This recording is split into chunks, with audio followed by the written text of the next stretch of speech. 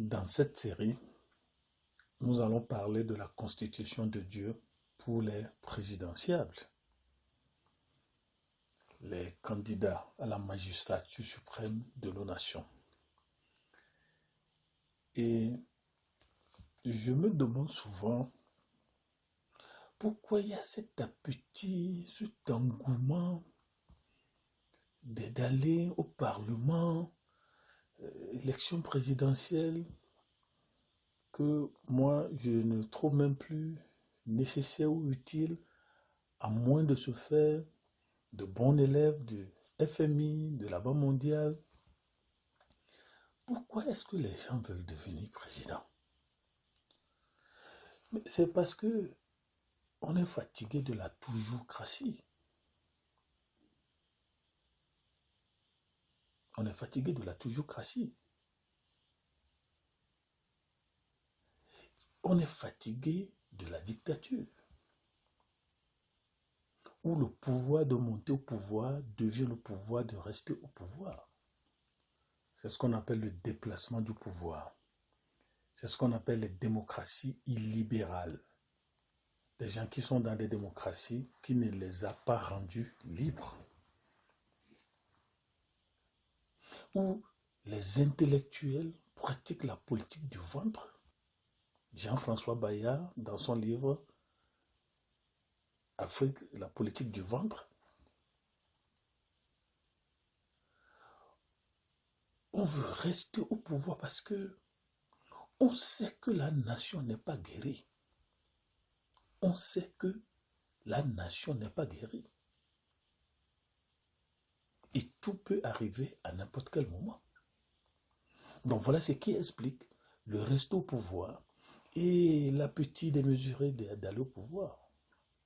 D'autres veulent avoir leur part du gâteau national, qu'on pense que l'Est mange de trop au détriment de l'Ouest, ou que le Sud mange de trop au détriment du Nord.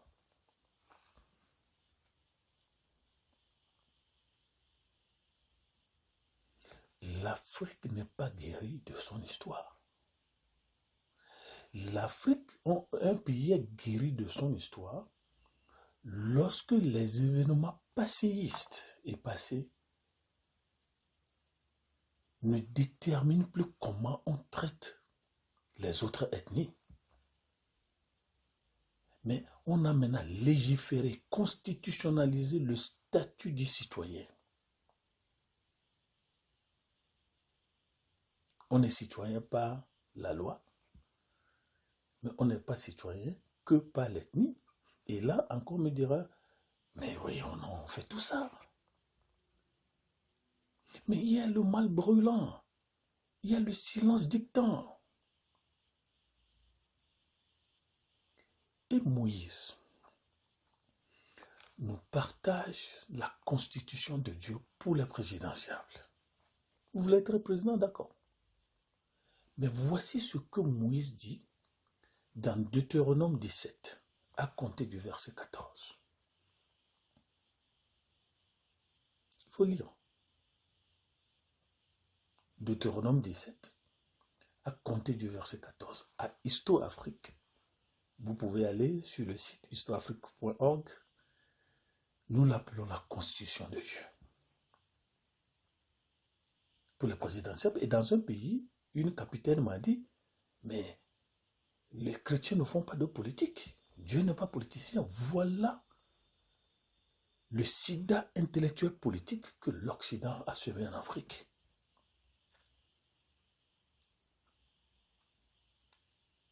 La Bible elle-même est un livre politique. Que ton règne vienne. Ça c'est politique. Ça, c'est un balayage, un nettoyage de tous les régimes qui existent sur la terre, parce que ce n'est pas ce que le ciel a décidé de faire sur la terre. Il y a eu corruption politique. Et que ta volonté soit, c'est-à-dire le cahier de charge de la politique du gouvernement de la terre, n'est pas la politique du gouvernement du ciel. Il faut qu'on nettoie ça. Et Moïse dit, vous voulez aller à la présidence? D'accord. Mais il y a la constitution de Dieu pour les présidents.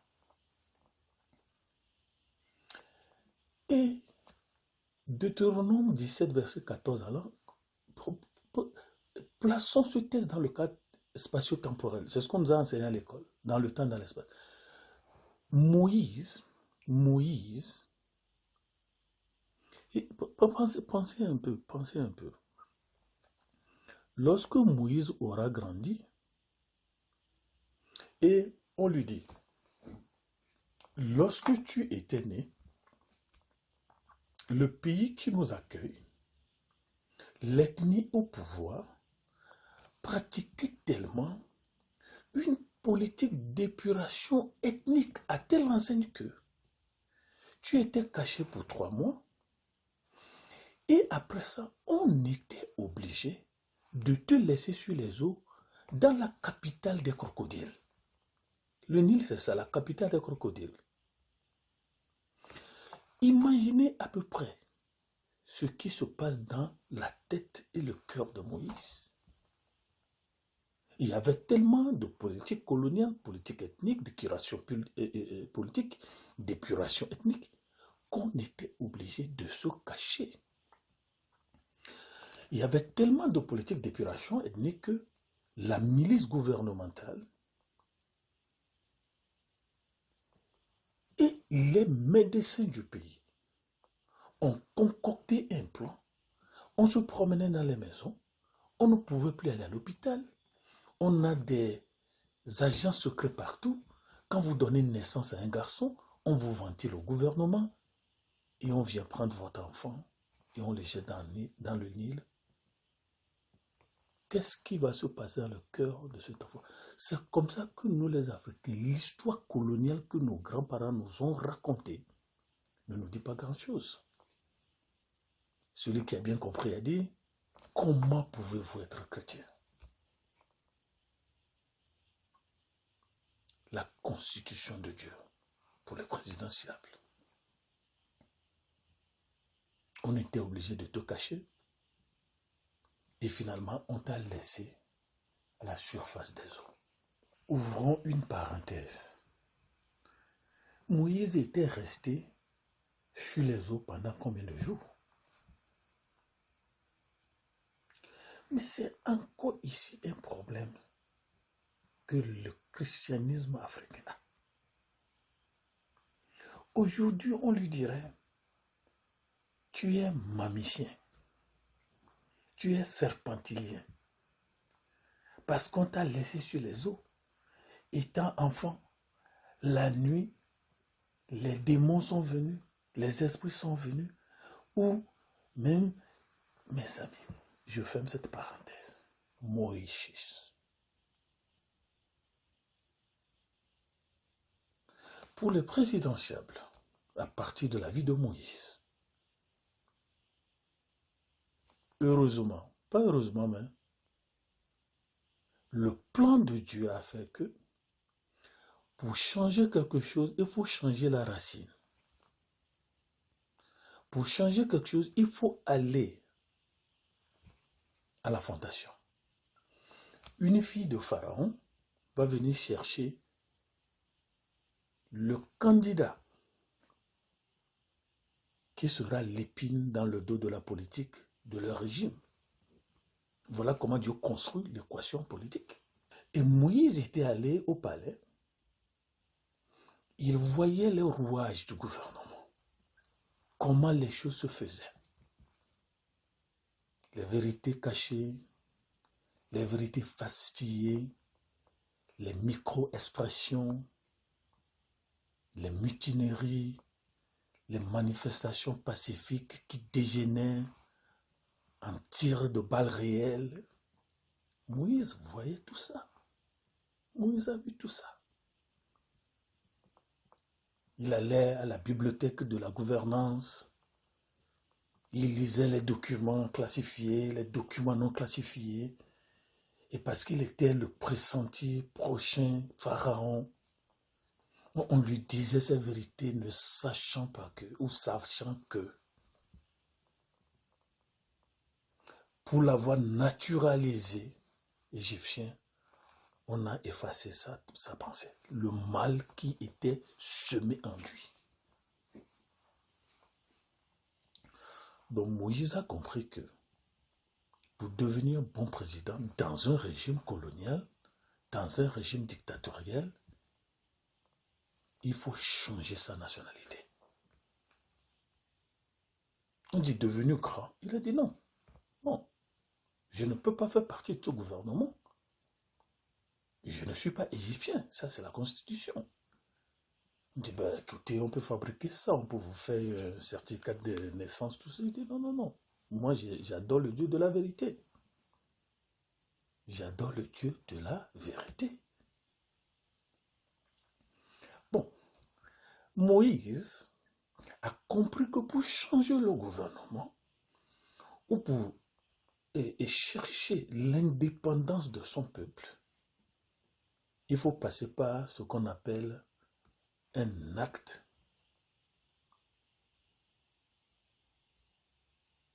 une atteinte à la sûreté de l'État. Il a tué un Égyptien.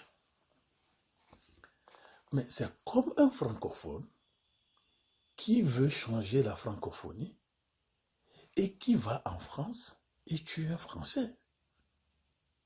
Mais il crée une crise diplomatique. Mais comme Israël n'était pas encore État, comme Israël n'était pas encore nation, c'est une colonie, c'est des gens que nous marginalisons, c'est les gens que nous piétinons, c'est les gens dont les garçons nous les jetons dans le Nil. Ils n'ont pas de porte-parole, ils ne sont pas encore un gouvernement. Moïse pense qu'il faut passer par un acte d'atteinte à la sûreté de l'État. Il va fuir. En fuyant, il comprend alors que il y a certains pouvoirs qui sont assis sur des pouvoirs dont il faut des supra-pouvoirs pour remplacer ces pouvoirs. Vous voyez le schéma. Nous plaçons le test dans le cadre spatio-temporel. Il a acquis l'indépendance, ils sont sortis, ils sont devenus une nation.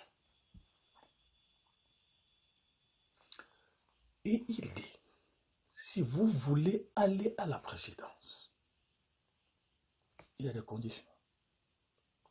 Donc ce qui se passe dans nos nations n'est pas réellement ce que Dieu veuille. Ce sont des appétits ethniques, ce sont des appétits personnels, ce sont des appétits familiaux, des cliques politiques, inféodés par des entités. Mais Moïse dit, si vous voulez aller à la présidence, il y a une constitution de Dieu.